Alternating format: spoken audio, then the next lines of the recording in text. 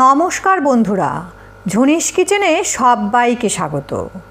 এখন আমি বানাবো আলুর পরোটা। এর জন্য ময়দাটা প্রথমে রেডি করে নেব।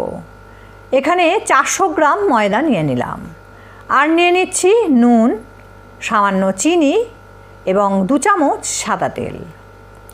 এইগুলিকে ময়দার সঙ্গে খুব ভালো করে প্রথমে মিশিয়ে নেব, তারপর অল্প অল্প জল দিয়ে ময়দাটাকে মেখে নেব। ময়দাটা খুব বেশি নরম বা শক্ত হবে না। বাড়িতে পরোটা বানানোর জন্য যেভাবে ময়দা মাখা হয় সেভাবেই মেখে নিলাম এবং এর উপরে 1 চামচ সাদা তেল ছড়িয়ে দিলাম, আর ময়দার মধ্যেও চারিদিকে ভালো করে তেলটাকে মাখিয়ে ঢাকা দিয়ে আধ ঘন্টা রেখে দেব। পুর তৈরির জন্য আলুটাকে রেডি করে নেব। আলুটাকে সেদ্ধ করে খোসা ছাড়িয়ে নিয়েছি। এবার এগুলিকে গ্রেট করে নেব। গ্রেট করে নিলে এগুলি কোনো রকম ডেলা থাকবে না। তবে আলুটা গরম অবস্থায় যদি মেখে নেওয়া হয় তাহলে গ্রেট করার প্রয়োজন হবে না। আলুটা অনেকক্ষণ আগে সেদ্ধ করা হয়েছে, ঠান্ডা হয়ে গেছে, তাই হাত দিয়ে মাখলে হয়তো ডেলা থেকে যেত, সেই জন্যই গ্রেট করে নিলাম। এখন একটি কড়াই গরম করে নিয়েছি।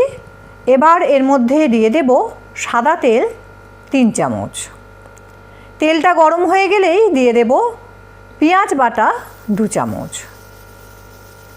পেঁয়াজটাকে সামান্য নাড়াচাড়া করে নিলাম ছিটে আসছে বলে। এখন এর মধ্যে দিয়ে দিচ্ছি 1/2 চামচের সামান্য কম রসুন বাটা, 1/2 চামচ আদা বাটা, 1 চামচ কাঁচা লঙ্কা বাটা।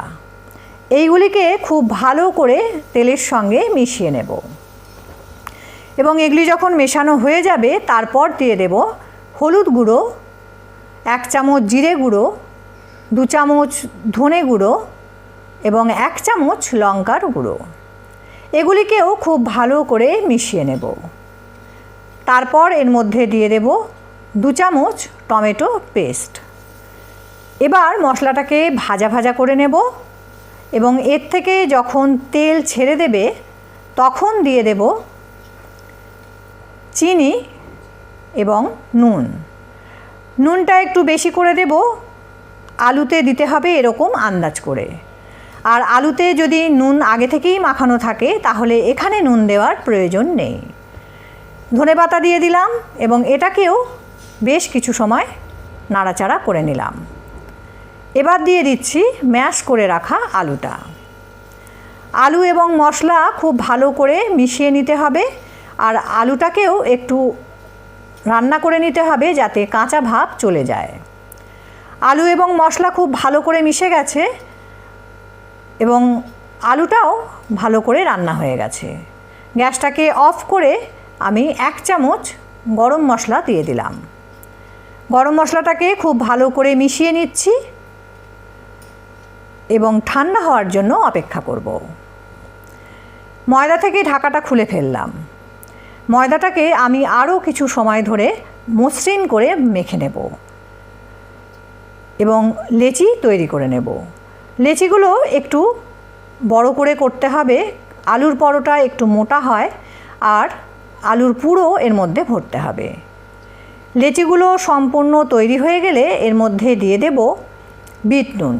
বিট নুন ওপর থেকে সামান্যই স্প্রিঙ্কেল করে দিয়ে এইভাবে লেচিগুলোর গায়ে মাখিয়ে নিচ্ছি। তারপর সমস্ত লেচিগুলোকে গোল করে নিচ্ছি। ঢাকা দিয়ে 5 মিনিটের জন্য অপেক্ষা করব। পুরটা সম্পূর্ণ ঠান্ডা হয়ে গেছে।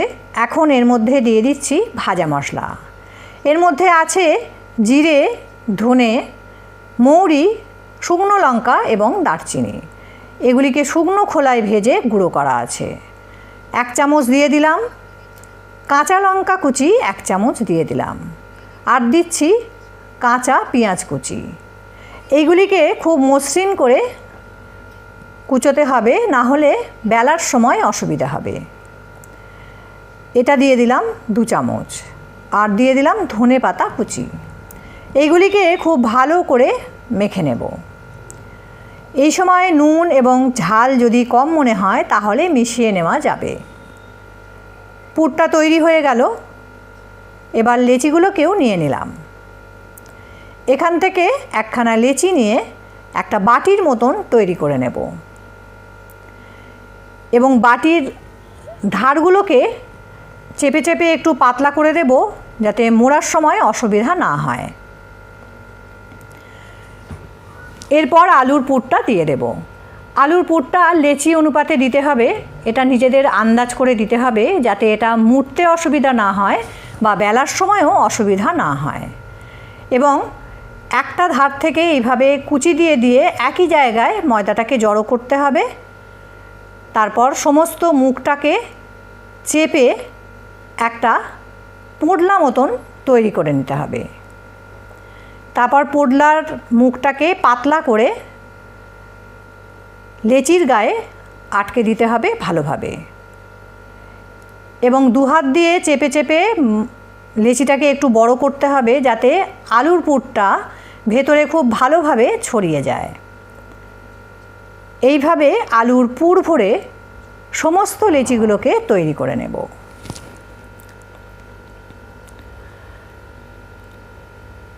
লেচিগুলো তৈরি হয়ে গেছে, এবার এখান থেকে একটা করে বেলবো এবং সেঁকে নেব। ময়দার গুঁড়ো ছড়িয়ে দিলাম এবং একটা লেচি ওপরে দিয়ে চেপে চেপে একটু বড় করে নিচ্ছি যাতে আলুর পুরটা খুব ভালোভাবে সমানভাবে চারিদিকে ছড়িয়ে যায়। আর লেচিটা বন্ধ করার সময় মুখটা যেদিকে মোড়া হয়েছিল সেদিকটা কিন্তু নিচের দিকে থাকবে। এবার হালকাভাবে চাপ দিয়ে দিয়ে এগুলি রুটির মতন গোল করে বেলে নিতে হবে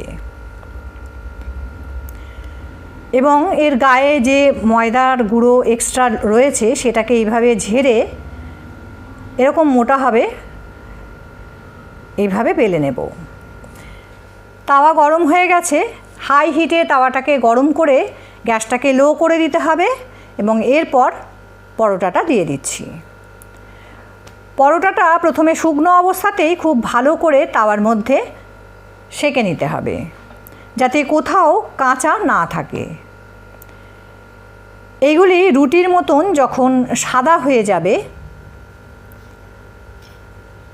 তখন ওপর থেকে সাদা তেল ছড়িয়ে দেব। 1 চামচ সাদা তেল এখানে ছড়িয়ে দিচ্ছি, তারপর এটিকে উল্টে দেব। দেখো এটা কীরকম ফুলে উঠছে এবং এপাশেও 1 চামচ সাদা তেল ছড়িয়ে দেব। তারপর পরোটাটাকে উল্টে পাল্টে চারিদিক থেকে খুব ভালো করে লো আঁচে ভেজে নেব এবং একটি প্লেটের মধ্যে তুলে নেব। তৈরি হয়ে গেছে আলুর পরোটা। এটি স্যালাড এবং সসের সঙ্গে দারুণ খেতে লাগে। বাড়িতে বানিয়ে কেমন হয়েছিল কমেন্টে জানিও। ভিডিওটি ভালো লাগলে লাইক, শেয়ার এবং সাবস্ক্রাইব করতে ভুলো না। পাশে থাকা বেল আইকনটিও প্রেস করে দিও নোটিফিকেশান পাওয়ার জন্য। ধন্যবাদ।